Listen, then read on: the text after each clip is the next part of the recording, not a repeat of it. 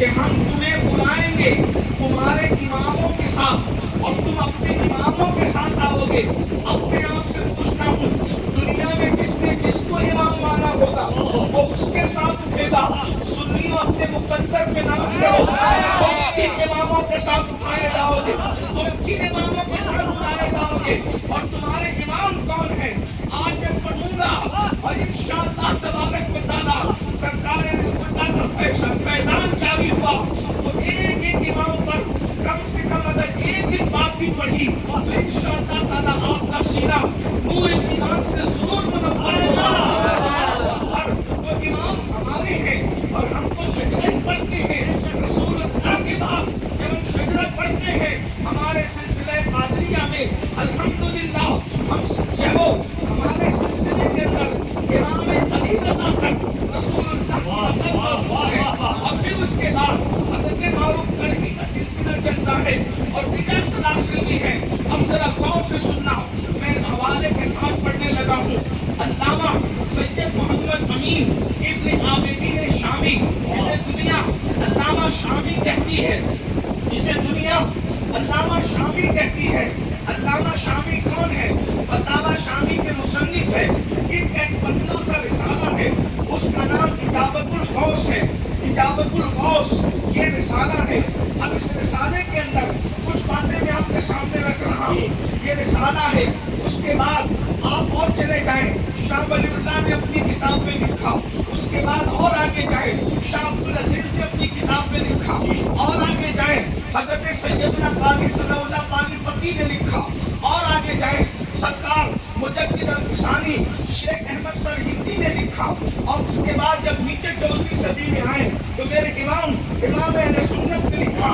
اب کیا لکھا اتنے حوالے ذرا غور کریں. دراصل اللہ تبارک و تعالیٰ نے سارے اختیارات کن کے اپنے محبوب کو عطا فرمایا, اپنے رسول کو عطا فرمایا. کیونکہ میرے آقا اللہ کے نائب مطلق ہے, خلیفہ اعظم ہے. زمین کے اوپر اللہ کا سب سے بڑا خلیفہ اگر کوئی بن کر آیا ہے تو وہ مصطفیٰ جان رحمت کی ذات ہے. حضرت آدم کو بنا کر خلیفہ نہیں بھیجا بلکہ بھیج کر خلیفہ بنایا. حضرت آدم میں ہمارے نبی میں فرق یہ ہے کہ آدم کو بھیج کر خلیفہ بنایا اور میرے آقا کو خلیفہ بنا کر بھیجا.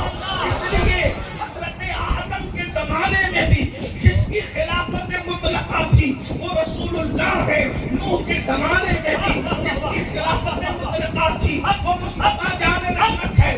خلافت کا مطلب کیا ہے مسلمانوں؟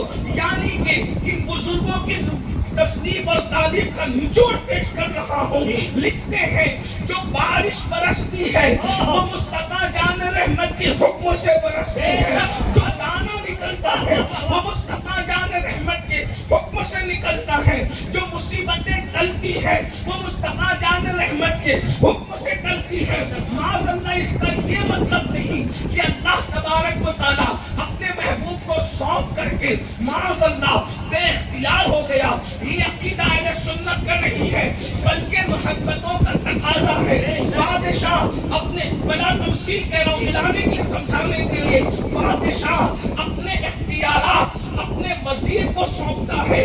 اس لیے نہیں کہ بادشاہ معاذ اللہ بے اختیار ہو جائے بلکہ بادشاہ وزیر کو اختیارات اس لیے سونپتا ہے کہ وہ سارے اختیارات دے کے بتاتا ہے کہ دیکھو میرا وزیر اتنا با اختیار ہے تو پھر دینے والے بادشاہ کی شان کا عالم کیا ہوگا.